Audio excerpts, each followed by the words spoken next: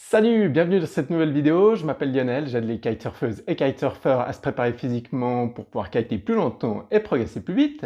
Et ces derniers temps, j'ai publié justement plusieurs vidéos avec essentiellement des entraînements pour te préparer pour être au top quand tu vas kiter, avec aussi des étirements, de la nutrition. Et aujourd'hui, j'aborde un sujet un petit peu différent, c'est la récupération. Autrement dit, comment faire pour que ton corps récupère plus vite et pour pouvoir enchaîner les sessions sans accumuler la fatigue. Et du coup, kiter avec plus de plaisir et moins de douleur. C'est particulièrement utile si tu pars en kite trip à Dakhla, en Égypte ou au Brésil. Tu as la chance d'avoir du vent tous les jours et que chaque jour tu fais une session. Si tu fais juste de la récupération passive, comme on dit, c'est-à-dire que tu attends que ton corps récupère, tu risques d'accumuler de la fatigue au fil des jours et du coup tes performances vont baisser, tu vas accumuler des douleurs et tu auras de moins en moins de motivation à kiter. A l'inverse, si tu fais ce qu'on appelle de la récupération active, tu vas pouvoir maintenir, voire améliorer ta forme au fil des sessions. Donc aujourd'hui, je vais te présenter 5 astuces qui vont te permettre justement d'aider ton corps à récupérer plus rapidement. Je te présente 5 pour que tu puisses en sélectionner 2 ou 3 qui te conviennent, qui sont faciles à mettre en place et qui vont déjà te permettre d'obtenir des super résultats. Bien sûr, tu peux utiliser les 5 si tu as envie.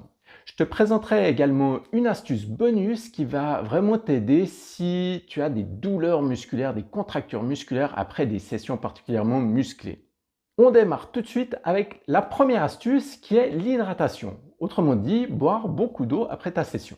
Quand tu fais une session d'1 ou 2 heures de kite, tu t'en rends pas compte parce que tu es sur l'eau, mais tu vas transpirer. Tu vas perdre de l'eau. C'est encore plus important si tu kites au soleil quand il fait particulièrement chaud. Cette déshydratation peut générer de la fatigue sur le long terme et peut empêcher ton corps de récupérer efficacement et rapidement. Tu peux avoir d'autres symptômes comme la soif évidemment, la bouche sèche, mais également des maux de tête et de la fatigue. Donc c'est des effets négatifs assez subtils que dont tu vas peut-être pas te rendre compte. Le plus facile est donc de boire suffisamment d'eau après ta session. La grande question est du coup, qu'est-ce que c'est suffisamment? Alors, une astuce simple, c'est si tu veux une session de plus d'1 heure, assure-toi de boire au moins 1 litre d'eau dans les heures qui suivent. Si tu fais une session de plus de 2 heures, assure-toi de boire au moins 2 litres. Alors attention, ça ne veut pas dire que tu dois t'enfiler 2 litres d'eau dans le quart d'heure après être sorti de l'eau. Le but n'est pas de te noyer. Une astuce simple, c'est de prendre une grosse bouteille d'eau, de la remplir et de la boire progressivement dans les heures qui suivent pour t'assurer qu'à la fin de la journée, elle est vide. Astuce numéro 2, les étirements. Les étirements, c'est super efficace pour réduire les tensions musculaires, aider tes ligaments et tes tendons aussi à se détendre, à récupérer plus vite. Je t'ai fait une vidéo qui te présente les étirements à faire après une session de kite. Il y a une chose importante à laquelle tu dois faire attention. Les étirements ont un désavantage, c'est qu'ils peuvent augmenter les courbatures. Donc si tu fais une grosse session particulièrement intense, plus intense que d'habitude, fais une session d'étirement léger. Ne tire pas trop et ça va déjà suffire à réduire les tensions. Si à l'inverse, tu as fait une session normale, tranquille, tu peux t'étirer nettement plus et essayer de gagner un petit peu de souplesse au passage. Le plus important, c'est de les faire. Les étirements ont aussi un effet calmant, apaisant, qui va être bénéfique pour le mental et qui va aussi t'aider à récupérer plus vite. La troisième astuce, c'est la nutrition. C'est particulièrement important si tu enchaînes les sessions pendant plusieurs semaines. 1, 2, 3 semaines, voire plus. Si tu ne te nourris pas correctement, ton corps va aller puiser dans ses réserves. Au début, ça ne posera pas de problème, mais petit à petit, de nouveau, ça va générer de la fatigue. Ton corps ne va pas récupérer optimalement et tes performances vont baisser. A l'inverse, si tu te nourris correctement, si tu fournis suffisamment de protéines et d'énergie à ton corps, il va pouvoir progresser nettement plus rapidement. Je t'avais aussi fait une vidéo qui t'explique les principes de la nutrition, comment te nourrir efficacement quand tu kites. Garde en tête la règle des 3 zones de l'assiette. Apporte à ton corps des protéines, des féculents et des fruits et légumes après chaque session. Astuce numéro 4, la douche froide ou le bain glacé. Alors ce n'est pas l'astuce la plus agréable, mais c'est particulièrement efficace après une grosse session où tu es allé vraiment dans tes limites, où ton corps est fatigué, tes muscles sont fatigués. La douche froide ou le bain froid qui sont bien connus vont permettre de limiter l'inflammation de tes muscles et du coup de baisser les douleurs et d'accélérer la récupération. Astuce numéro 5, alterner douche chaude et douche froide.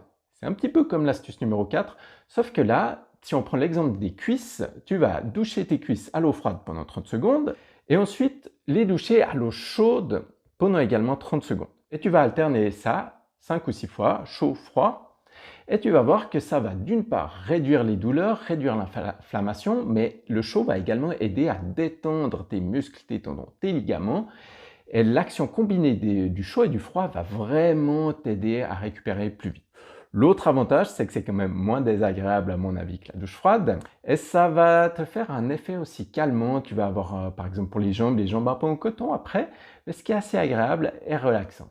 La seule chose à laquelle il faut faire attention, c'est que si tu commences par le froid, tes jambes, par exemple, vont être insensibles et ne mets pas de l'eau trop chaude tout de suite dessus. Essaye d'avoir un repère de la température à laquelle tu vas mettre l'eau chaude pour éviter toute brûlure. Ces 5 actions vont déjà t'aider à récupérer plus vite. Maintenant, si tu as vraiment des tensions musculaires, des douleurs, il y a une chose qui va vraiment t'aider, c'est les massages.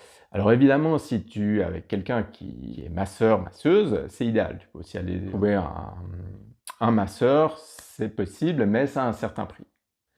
Si tu n'as ni l'un ni l'autre ou que tu n'as pas le budget, tu peux aussi faire ce qu'on appelle de l'automassage. C'est très efficace et ça nécessite juste un accessoire. Et cet accessoire, c'est ce genre de balle, de boule de massage. Ça coûte 3 fois rien, c'est petit, donc tu peux la mettre dans ta valise pour partir en kite trip, ça pose aucun problème. Le but va être de, par exemple pour le dos, de te mettre contre un mur ou au sol, de mettre la balle entre ton dos et le mur et de bouger ton dos pour que la balle appuie sur la zone tendue, sur la zone douloureuse et la détende justement. Alors, il ne faut pas caresser, hein, il faut y aller assez franchement. Là encore, tu ne vas pas passer le meilleur quart d'heure de ta journée, mais si tu appuies vraiment, après ta session d'automassage, tu vas sentir que ça va détendre vraiment tes muscles efficacement. C'est comme si tu vas faire un massage sportif. Un massage sportif, c'est pas un massage que tu as au spa où on va juste appliquer des huiles. Ça va être assez intense, mais c'est là que c'est efficace. Donc la balle de massage, pense-y, prends-la avec toi, ça peut vraiment t'aider.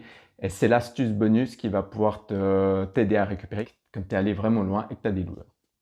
Voilà, j'espère que ces 6 astuces t'aideront vraiment à récupérer après tes sessions, que tu pourras du coup kiter plus longtemps, progresser plus vite.